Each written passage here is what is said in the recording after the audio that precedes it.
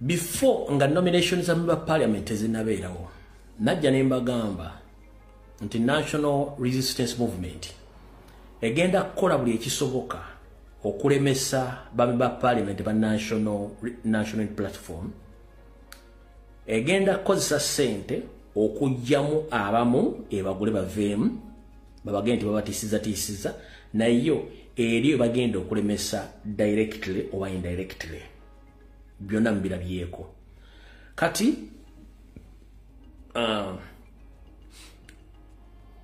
Thomas Tayebwa katusooke n'ono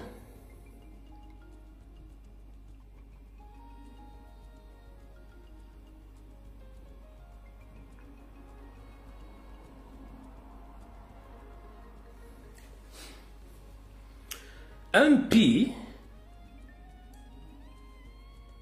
ow'Ebuyanja East constituency gwe bayita Honorable Dr.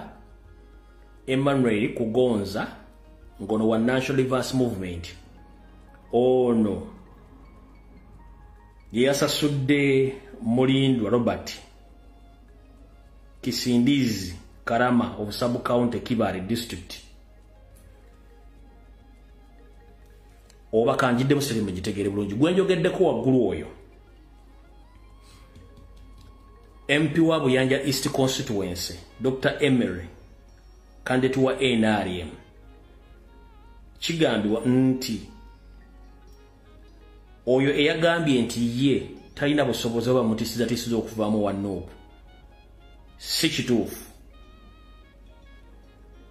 oyo mwami wa NRM gubayita Dr. Emery yamuwadde milioni 15 mu cash n'akivaamu opulya bulungi nnyo bamuwadde milioni 15 ye n'akivaamu naye nga abantu bana basinga obungi bonna faamu twabategerani Museveni asindisa abantu be nga banonye bunyumu mu masanyalaze okufuna sente ekyo kyombere nga mukimanyi n'abala bagenda okuvaamu ekyo si kye kikulu mbagambanga bulijjo nti focus ku president olw'ensonga tulina ekizibu nabagamba bannayuganda ebitundu 80 ku buli 100 bali ku system ey'okunoonya ekyokulya owokusula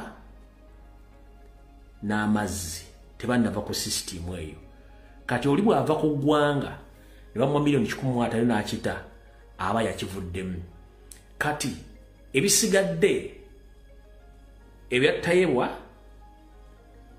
n'Anita Amongi njagala ate mutuleko mu ange endala esigadde dakiika 18 musuka mutuko mu ange endala 1 amazima gali nti Nyambi Osoferi tumbale taliiwo power struggle bokulwanira obuyinza mwe kuli mu State House ensonga lwaki Diddiga asirise ayina kyabala ne Janet yabala ne yani ne mutabani we Lwaboogo n'abala mu system babala kati nabagamba mutunulire nnyo Anita Amongi ono alina kyabala nenina ebintu bibi ngendo bagamba muyinza obbira bakombula mu bwamwe before oba after one Uganda Electoral Commission credibility yamwe yafudde era there is no any way you'll come out to announce that Museveni has won this election because before even the campaign started of MPs, you have already exposed yourself by blocking some candidates and allowed Anita Amongi and Tayebwa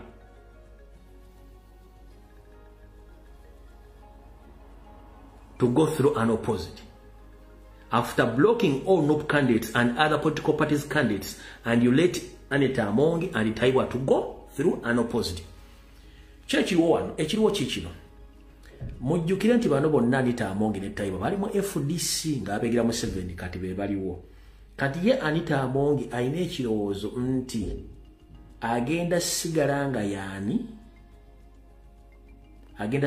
yaani nti ye speaker ekirowoozo kina mutwe wabula bwe baserabidde Mao teyewandiisiza nti agenda contesting nga MOP ayina information yawo ningangera beko Mao nga ajjeyo empapula agenda contesting nga MOP Mao banga yajje empapula agenda contesting nga MOP okusinzira ku sources zange bafumbirira Mao no ajenga speaker wa Uganda mupya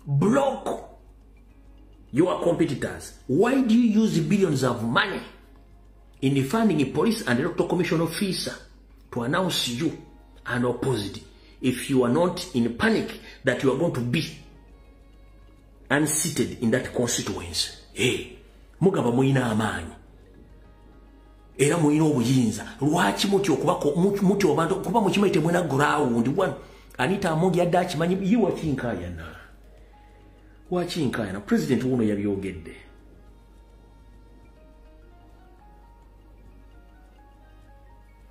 Video nyizo kuba sajja uploadinze. Sorry, video sajja uploadinze one. Nemu katambi kimbatedde emisana president yabyogedde. Siro zantu wanonkayinamu. Okay, kaka. Banji bagani okwesimbawo ne babagalire bweru. Ekuleta okwemulugunya kwaffe, kwemulugunya okumu bakusula mu kasasiro, ate okwemulugunya okulala tebanakuddamu naye ng'ebiseera bwe bigenda. So akakiiko k'ebyokulonda kali mu kkobaane lino mwalabye n'okulaba mu bitundu by'e Masaka nga akakiiko k'ebyokulonda kaleese kandidate omulala gwe bayita Kivumbi ne bamutuka kaatikako nga tetwabadde ne kandidate owaffe. So akakiiko k'ebyokulonda nako kaagala tusalirawo baani abeesimbawo ku tiketi ya MP, ku tiketi ya NUP, so sife abakulembera NUP. Ekyo tukikumirira era ekyo tulina okukimalawo nga tuyita mu kukunga bannayuganda beegatte tugatte amaanyi tukubaganya nakyemalira n'ebikolobero byonna bya Janabi. Anita Amongi tubadde bakumuwangula. Anita Amongi ensi yonna emanyi nti mubbi, n'abantu b'e Bukedde abamanyi nti mubbi. Ensonga lwaki tayagala muntu yenna amwesimbeko kubanga akimanyi nti bwe bamwesimbako baba bagenda muwangula. Talina buwagizi. Kyekimu ne Nabbanja, kyekimu ne Tayebwa, kyekimu ne Magogo ba Anita Amongi. Ensi yonna erabye obubbi bwabwe mu myaka gino etaano egiyise. Ng'ovudde kukuba ssente nkalu baatuuka n'okubba amabaati. So talina bwesige, talina kalulu konna. Ensonga lwaki tayagala muntu yenna amwesimbeko kubanga akimanyi bwe bamwesimbako baba bagenda muwangula. Anita Amongi does not want anybody to run against her because she knows she stands no chance of winning. She knows the crimes she has committed. She knows how much she has stolen from cash money to iron sheets made for Karamoja. So she knows that her husband, Nabbanja, Tayebwa, and all these other people that have been running parliament are thieves. And the population knows. And the people are ready to vote them out. That's why they fear any competitive election. Right. President abyogeredde kati. Tayebwa gwe yajje mu lwokaano. Yono wano ffe twogerera abantu. Tayebwa gwe yajje mu lwokaano. Yono wano kabyogerere. Sigenda kwogerera muntu yenna. Waddakiika 4 zijja kuba zitumala. Ono envubuka Tayebwa gwe yajje mu lwokaano. Walunyankole mulumanyi. Amazina Lwanyeta Katosi Bati kando bira yesimbire abagambe boga parliament bwa Rwanda North. Nimwazi ombire njiro mu nomination. Ntangira nomination zanje ahashahina. Kuse shahina naza nomination grounds. Kumshiro na kwate papura byanje nawe banshirikirize kushireba kutunominate injira. Badangunte papura. Na kwate papura byanje byizwize nabeba. Kumbe bahire banja mushohora he. Umurashika nkitano bagarika banyita bakwata academic documents zanye n'ingapura zanje zobwegese bazingaruza umuntu bene papura eziho ni number zonka kuzi bahire bazo muri number zibatanga kuzicekinga zabashamukaga zabashamushanju nazo nabajya tumpe papura zanje mukangambire kitarumu nketeza nkaza kucurumba bajanga kuguma hero uza kukweta twantu kwina kutwe tujyaho zabashamushanju bajya ngo baza haranchi kubagira haranchi umugeze sha kuma stable deputy speaker yatambije kunominatinga kandi menjo kubanza kunominate bataka munominatingire kwatahiremu bajangu bebaza aranchi barugaho bije bamunominatinga kweza kumunominatinga bagaruka aranchi kubazanchi bamaresha hibi zabashamwinda kuzibeshamwinda nagariko anti mpepo bajanje kamanyishirubu kutwe tata kujya tibatakatera takesharingo batweta DPC yatweta yatumurishiko yatumukora cyaha twamushoborera atapati mutugeza tumugenda cyo abagambira umujeje dachika obira inesimu batanga kuzubiyaho batanga kutukanga kanga ko ino gabana mjenzo bajyango hapana ngujuma kumunga takwendo gambo wenka abahagizi biti babazi bafataho mugeti kuba amara zabashayi kubanyet naza kutamuna na ba supporters na supporter banje na sekenda bajyango abo tubakubenda ngo mendanye wenyinga mutayiro murumu bakingaho ko bamaze kukingaho mbanja ngo ni namba yanje ngwe gwire kubanje ngo ni namba yanje gwire ibyo gacika nababuza ndikangendetingire PRN yanje ko deyishashurireho kare ko sani namba mpesho mujyango etagoye firata ho echo bacurwa mbanja ngo ni namba zishatu ezabanta bansapotinje mbantu 10 nguzifiri uko mugiye cyimba kwatire nashanga ni namba ya buto wanje oheze kufindanga muntu nebuza ne ejo ni namba ne feta kandi ogeze kufindanga muntu kunji mbe ni cheka nashanga nine zimba hire bagenze no munje mbetaze zabo nashanga kagati ya ona ero bonjeho ayi kugira ngo ejo ni namba baje tum computer itakaita mazina goria atkubangambire echo nirukanga naza hero na mbenyine abagizi banje bampani namba zabensia na kunstiro ni namba zensia bangira ngo apana ngwende paplepsia bampe paplepsia ngunzijuzemo ngarike kampara bantero stamp ya secretary general ngarike no mabzantero stamp na bajya tunkashika ntoro bwinji tumureka nkato white wash al paplebi naweza kutawa tuishi nkata huze ni namba zibagira ngo apana ngocho kuchena muntu endebe interisi yangu ngatuba teka ngo wachupole omjeje dachika ahera abagizi banje batandika kugira ngo apana ngo gutubwa baburinganiza ngene twena tuhura twatama ngambwa nanka okura electoral commission inzo a DPC mugambira nti myenda bampe papara byanje nzo mukoti nze ko bababe kuza kwashe papara byanje babinyimo bana go batire mu computer ngo tubakaringaruza mbaya kashi mwatire mu computer kamanja ngo bigwire numwabitira mu kitu mubimpa ejera chikantera roya wa electoral commission ntera roya wa wishina chitsanzo national platform kumuterera ngira ati bakwanikire baruha iri kwereka bacu batakunominatinga kandi ikindi bakwe papara byawe original papara babinyima zo DPC imwihayo ntahamuna wo mu room mushangamu papara bahandika ngutinyina academic documents ngo ni ndamba zanje zigwire ngutinyine proof of payment kunjire kurete papara byanje ero academic documents national bashatebu babisindika babitera hansi nagambira ombenjende na chairman wanje wa district wa NUP obenatwata kamera ekikubo cyona kwayira kutwata sinye baje mwaka basangwa buri kimwe na contacts zimwe basangwa twacyango buno butiringanzo butakwenda twagamba DPC na wezo shanja ihindiki. All right, story engabo yabadde ebukedeya neyo mvubukono ebiri kati ye empapulaze baziwambye ne baziyuzamu endale baziwamba bamugamba agende alage proof of payment ngale proof of payment adagirina bamugamba agende Kampala ze papula babi verifying babikubeko aina bageve papula buli kimunade ko buli kimukyade kya vulongo tuluvanyuma bamulemesa tayibwa nayitawo unopposed bwatu buyakoze tayiwo bwatu buyakoze kati tubade tukyali kwoyo ati tugenda balaga abantu bano mumuloza kati nono yino naye kibamukoze era naye wuno I cannot settle. The papers were there. You are taken to a place that we do not know. I cannot settle. When you get nominated, you're supposed to leave here. You 2 copies of the nomination. Now that she's not nominated, we do not see the reason or the incest. Why? These people should retain our papers for what? Now that we see that these people are acting under instructions, which instructions are no? The returning officer stamped on all these papers. After stamping on them, then he says that you don't qualify to get nominated. We cannot allow this. We are not leaving this place unless these papers are produced to us. Then we want a formal communication from the EC to say that she has not been nominated. Then they give us the reason. We do not want this informal communication. Yes. We want, let them write that Kohiro has not been nominated because of ABCD. Because it's he himself that advised us to produce a document referred to as a DIDPO in the legal term, which we produced. So, after producing it, he's telling us of the Gazette. She's a lawyer, what she's talking about. But then, the process is ongoing. So for us, what we are saying, the returning officer is acting under instructions. Which instructions we know where they're coming from. Because even that very person in the morning sent us a message that Kakumere is not for NUP. We should advise Ellen to come as an independent. But this is our right. The Constitution stipulates it very well. We are under multi-party system of dispensation.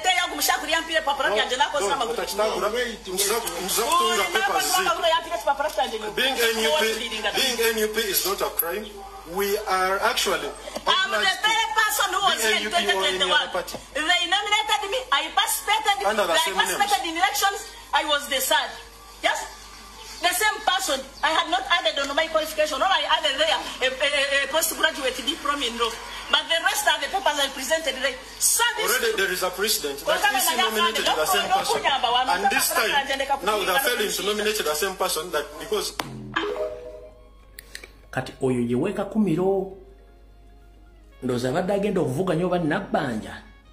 Ye empapula ze bamugambye tezimala ate nga ze yeesimbira ku mulyo oguwedde bamucyankalanya kimu kyekimu n'omuganda omunominatinga. Kati eyo bwe biti ebyawedde Uganda bweti bwetambula.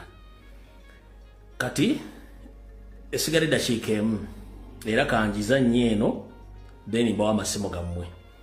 President bw'abanga ayita ku basirikale bagamba afande sirwana nammwe nwanirira mmwe abasajja bano nga tebategeera message.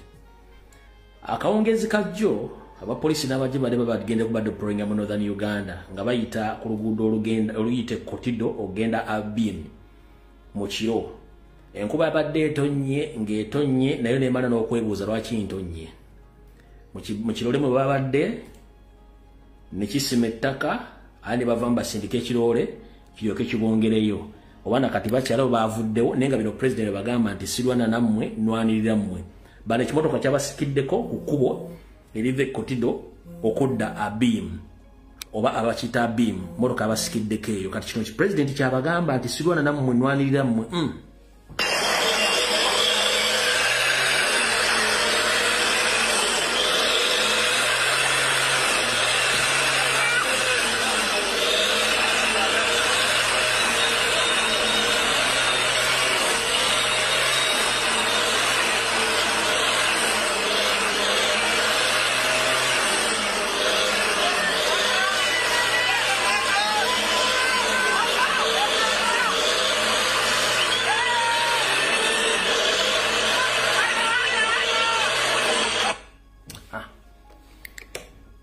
Abantu baffe abatayagala kuwulira. Kati tugenda kukozesa eddakiika 2 tugenda kukozesa eddakiika 2 buli muntu ogenda kwogera ensonga yo ku nsonga nga bw'oziraba. Ababaka bamaze okuwandiisa president atambudde NRM yekola mbimala mubiraba abalina information ewadde mbojjikuba tetukyatya mupasinga information but wano ku Lumbuye Broadcasting Service tetusaasaanya ntungu nkiddamu.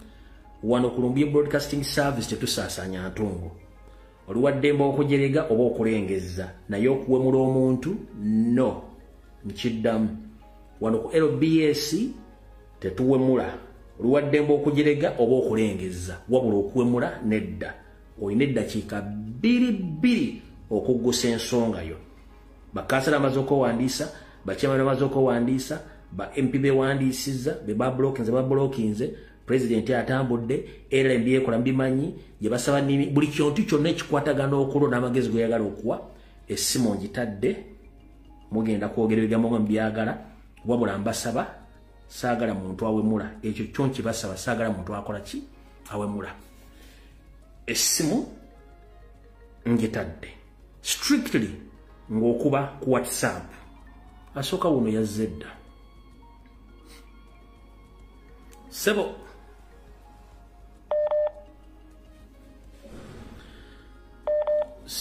making sure nti bwoba okuba ina network. Jebale kutya. Nkale sebo nawe jebale. Yali sebo. Bwale kuweereza. Nkale sebo nawe bale kubeerako dakiika 2 tambwangu. Nabadde nkuweerezaako ka video naye olabika tewakalabye. Ka video ki? Nga ng'omusomesa w'obusiraamu ngakkaatiriza ensonga z'oyogerako ez'ebijambiya ensanja awo ebijambiya tumaze obiteeka ku media tubi expose nze kubanga gavumenti yebirimu kankubuza ekibuzo kimu ebijambiya polisi yebirimu SFC amaje ne CMI ne WLH tewali go batemani bamujjako simu ye oba ne muntu alako sebo mutago batema butemi ne bagenda teri mu byajja kubba mu ndana tola kintu wabula bano batema butemi kukozinga chaos na kozinga insecurity chovula nti balina go babye nti bamubye batema butemi kubanga kibagala okukola byebyo sebo ye gatisomba degeza bagezaako kukakasa nti ensonga zo z'oleeta abakulembeze b'amadiini abakulembeze abaffe ab'ennono bonna beefuula kyesirikidde ng'eggwanga ligajambulwa liggwawo anti era tugamba nti ekiri akabanga oluvannyuma nnyo ekibanga kibatuuseeko nabo ne bavaayo ne batandika okuga naye nze gakyensaba bakyempa bannayuganda amagezi nti eggwanga eryaffe libanga mutandise okubaamu abantu nga Anita Amongi nga Nabbanja nga balina amaanyi agasukkiridde ennyo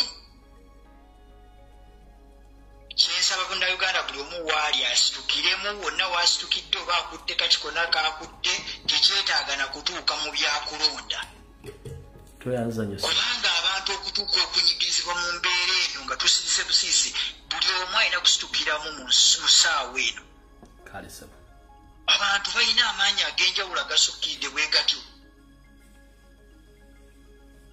bandeke bannange bateese Hello. Sebo gwaliko. Yes, sir. Nze njagala kutegeeza byabakama ku bigenda mu maaso byonna byonna byakola tubiraba naye njagala omutegeeza nti ffe mu byabakama tetumuyinaamu wadde obwesigwa wadde akatono bwe kati era njagala omutegeeza nti obuyinza bw'okulangirira ani awangudde buli mu ffe tebuli mu ye ffe tugenda kukuba akalulu tukakuume ate tukagatte ffe tugatte results zaffe ffe twerangirire kubanga ye tetumuyinaamu buyinza kati kiri gyali okutwegattako era okumanya nti abantu balonze kino oba baagala omuwanguzi waabwe y'ono atwegatteko kiri gyali okukwata akabiiti okukakuma n'akakoleza n'akasuula mu ssubi ne lyaka oba kiri gyali okukwata akacupa k'amazzi n'akayiwa ku muliro ne guzikira naye omupiira guli mu ngalo ze ffe obuyinza buli mu ffe okwerangirira so si ye kati ffe tetumuli akole byonna by'ayagala naye ffe obuyinza buli mu ffe kale tweyanzanyisa banaye kansooke mala okuyimirizaamu essimu na information gye badde lerabidde obbawa mu nsonyi bw'omu eddakiika zigenda kubeera nga 3 kamalo giginyonyola mugitegeere 1 buno obubaka njala bugendererwa foot soldiers security team ya president n'abaana batambulirako president waliwo ekintu kye bafumba against your will or against you buno obubaka njala bugendererwa foot soldier abatambulirako president abatambulira convoy ya president bannamawulire mwenna obubaka buno bugenda gye muli abasumba bonna ababalokole mu Uganda ne okusingira ddala bali mu Kampala balina mission enteeketeeke ng'esasuliddwa state ey'okusindika bannamawulire okujja ku campaign trail oba okujja n'abakusange wantu wonna okutandika okukubooza ku nsonga z'ebisiyaga 1 bagenda targetinga tiimu yaffe bagenda targetinga abaana b'enkyukakyuka nkiddamu abasumba bonna ababalokole mu Uganda baweereddwa omusimbi nga baagala kuddamu kuttukiza kiboozibozi kya bisiyaga naye nga bagenda kikola nga bayisindise bannamawulire ba YouTubers oba n'abakungu okuva mu kyaki zaabwe efula nga bannamawulire nga bajja batagetinga abaana baffe ab'enkyukakyuka nga babuuza ku nsonga z'ebisiyaga 1 omuntu omugato kuba direct n'akuba direct baagala ebintu bibiri ajja kubuuza gwe okusinziira ku ggwe ku bigenda mu maaso ku bintu by'ebisiyaga obirowoozaako ki ng'oyambadde baleeti oba nga bakumanyi nti oli munnabyabufuzi wa national platform bagenda kubuuza gwe ensonga z'ebisiyaga ozoogerako ki aba ayagala answer 2 either you narrate against bisiyaga babiteeke ku rekodi zino bagenda ziwa Nyandwe ne ba state agent be babitwale babinywe mu nsi zonna ez'abazungu naddala mu gurupu z'abo abantu abali mu community eyo eya Rainbow omuntu balabano bali balwanyisa system zaabwe tebakikola nti bakyagala no those what we call politics Nyandwe zakola all along eza divide and rule.